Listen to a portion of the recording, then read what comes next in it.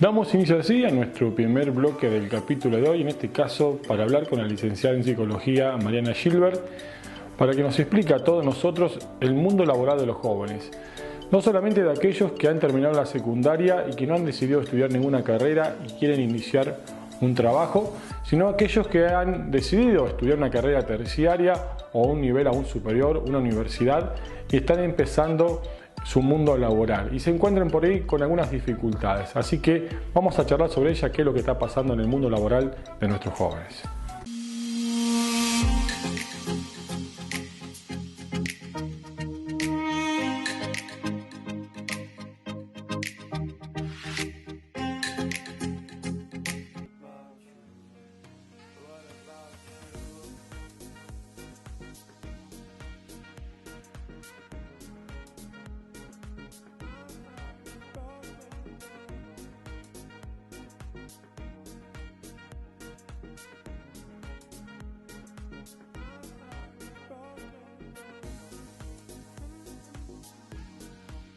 Bueno, me presento, mi nombre es Mariana Gilbert, soy psicóloga, soy graduada en la UBA, soy de Capital Federal y hace 4 años más o menos que estoy viviendo en Lincoln y aproximadamente hace 3 años que formo parte como asesora externa de Establecimiento Anajor, que es la empresa familiar de mi esposo. Me desempeño ahí principalmente en el área de recursos humanos. Con respecto a la pregunta qué sucede con respecto a la inserción laboral en los jóvenes, qué expectativas tienen, me gustaría hacer como 2 análisis. Primero uno más global y uno como más abocado al área del feedlot, que es donde yo me desempeño. En términos generales, lo que se puede observar es que hay un desencuentro entre la empresa y el joven.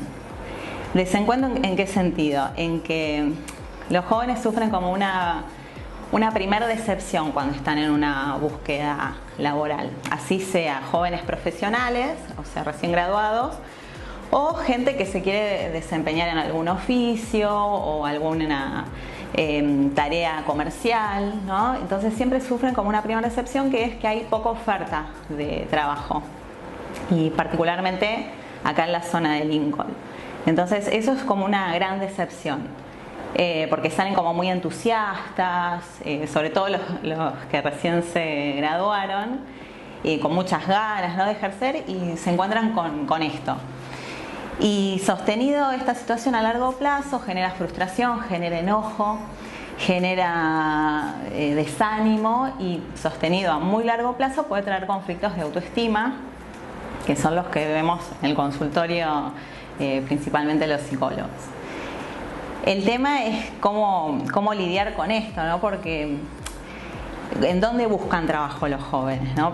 Principalmente en esta zona, en la zona de Lincoln, se usan mucho las redes sociales. Por ejemplo, Establecimiento Anajor tiene su Instagram, tiene su Facebook, este espacio de consultorio también, donde publicamos las búsquedas, y que eso es bastante efectivo porque se reciben los currículum.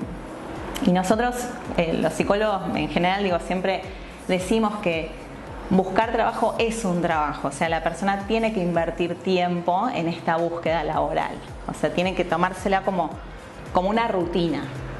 Y lo que sirve principalmente hoy en día es el boca en boca. O sea, yo siempre le digo a las personas cuando me preguntan cómo hacer, sobre todo a veces los pacientes traen esta necesidad, siempre hablamos de hacer circular la necesidad, de que están en búsqueda de empleo, ¿no?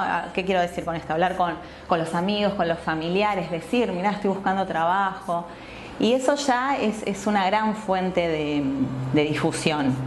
Y funciona porque se han obtenido buenos logros a través de eso, ¿no?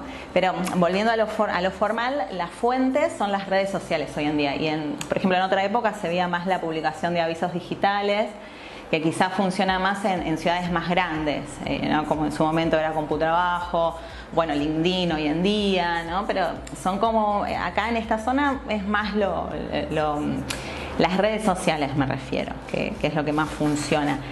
Con respecto a, bueno, eso era como lo global, ¿no? De las necesidades de los jóvenes y de las dificultades y las cuestiones que pueden surgir. Las necesidades son siempre de crecer, de independizarse profesionalmente, de ejercer la carrera o de armar un proyecto, un comercio o un proyecto virtual. Hoy en día se ve mucho esta tendencia del home office, el e-market, ¿no? Como que están muy en vanguardia. Pero eso, digamos, como en términos generales, ¿no? Después obviamente que es caso por caso. Con respecto al feedlot, acá puedo abordarlo desde dos lugares, ¿no? Desde lo que esperan los jóvenes y desde lo que espera la empresa, ¿no? O sea, desde afuera y desde adentro lo voy a pensar.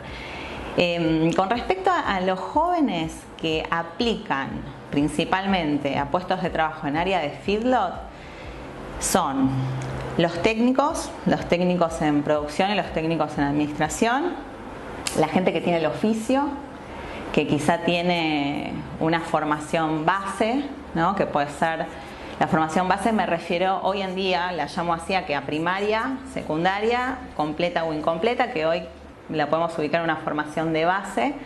Después la formación intermedia ya serían las tecnicaturas superiores y después en un nivel superior, por supuesto, los universitarios. Este tipo de población son los que hoy buscan trabajo en el área del feedlot.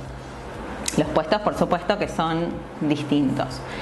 Las expectativas que tienen, analizándolo dentro de estos grupos, podría ser, por ejemplo, los que tienen el oficio, tenemos los que tienen la vocación, que quiere decir que se criaron en un ambiente rural, que su familia siempre o tuvo que estar en una estancia o hicieron tareas rurales, manejo de hacienda y demás cuestiones, y tienen la vocación de hacerlo, pero no tienen la formación teórica. Tenemos otro grupo que es el que yo considero que es el más problemático, que es el que tiene el oficio, pero no tiene la vocación. O sea, sabe, pero no tiene la vocación. Entonces, este tipo de postulante, como que puede hoy estar trabajando, alambrando en un feedlot y mañana puede estar en una escuela haciendo otro tipo de tarea y le da lo mismo. O sea, la necesidad es económica, tener trabajo, mantenerse, va por otro lado.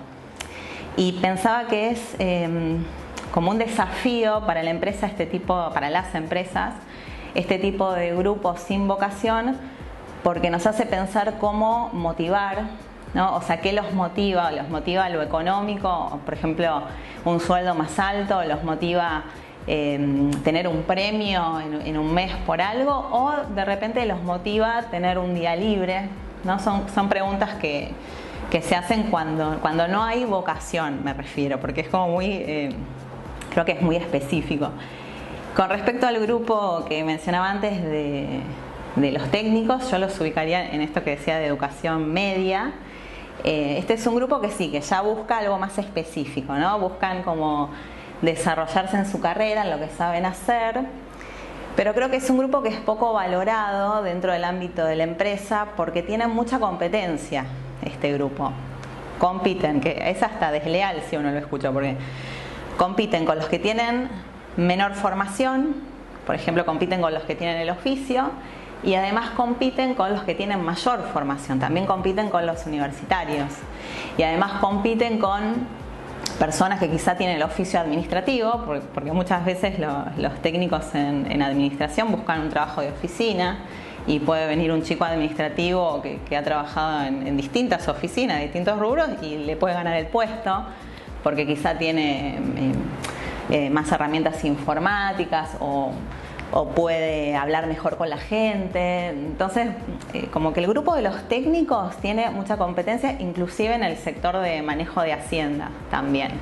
Inclusive compiten obviamente con los del oficio y compiten con universitarios también, con ingenieros agrónomos cuando están recién graduados, que muchas veces, y esto lo estoy viendo mucho ahora, esta semana inclusive que estamos con una búsqueda activa, que muchos ingenieros aplican para puestos para el cual están sobrecalificados.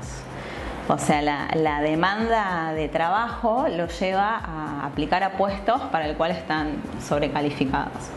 Entonces, bueno, volviendo a los técnicos, tienen esta competencia. Entonces, a veces es difícil que se puedan insertar. Y de hecho, hasta hay algo interesante para pensar acá, que es a veces compiten con los que tienen el oficio, que de repente un técnico a veces no sabe andar a caballo y el que tiene el oficio sí. Entonces ahí hay como una competencia también. Sí, ese es el tema del día, de alguna manera, porque tiene que ver con un malestar de la época. ¿A qué me refiero con esto? Con que hoy en día lo que se ve es una baja tolerancia a la frustración, que no solo se ve en los jóvenes, sino que es propio de las personas hoy en día, y que es algo que está muy estudiado, que está como en los ámbitos científicos muy difundido, porque es con lo que nos enfrentamos, por ejemplo, en el consultorio y por supuesto en el ámbito laboral también. ¿A qué me refiero? No me gusta este trabajo, dejo. Esta carrera resultó muy difícil, es muy larga, dejo. Me voy a estudiar otra. Empiezo este proyecto, encuentro muchos obstáculos, no, dejo, cambio. Y se da como esta volatilidad de que la persona no se encausa en un objetivo, porque esta baja tolerancia hace que no pueda soportar los obstáculos, no los pueda tratar de sobrellevar, ¿no? ¿Y con qué tiene que ver? Que esta es la pregunta que se hace en el ámbito científico en general. Lo que te puedo responder va por el lado del estrés, de que nuestro cerebro hoy funciona en modo multitarea, entonces no nos concentramos y esto influye en una baja tolerancia a la frustración, el estrés obviamente que también, y que estamos en una cultura, como han hablado muchos autores, que se llama la posmodernidad y que tiene que ver con la búsqueda del placer inmediato, con lo que Internet nos hizo en el cerebro. De hecho hay un libro que se llama así, que tiene que ver con esto de ir fluctuando todo el tiempo, ¿no? Voy a una cosa, voy a otra, abro una ventana, a la otra, la radio, el celular, todo a la vez. Entonces el cerebro está en muchas cosas y no tiene tiempo para procesar la información. Entonces así vivimos, estresados a modo crónico. Entonces esto afecta en la tolerancia a la frustración, se ve en la empresa, se ve sobre todo también en los jóvenes que no respetan a veces a los jefes. A veces lo que evaluamos los psicólogos en las selecciones es el reconocimiento de la autoridad, que a veces es independiente de cómo es el jefe, sino que a veces la persona no puede reconocer en una autoridad. Entonces la escasa tolerancia, el no reconocimiento, son como los conflictos que hoy se ven en los jóvenes y que se ven en el ámbito académico también, porque les cuesta sostener sus objetivos. Entonces, ¿qué consejo uno desde este lugar les puede dar? Muy brevemente es que a veces para alcanzar una meta, un objetivo más elevado, hay que tener como metas a corto plazo, ¿no? Que a veces ser un profesional independiente o tener el trabajo ideal es como un punto de llegada y no de partida.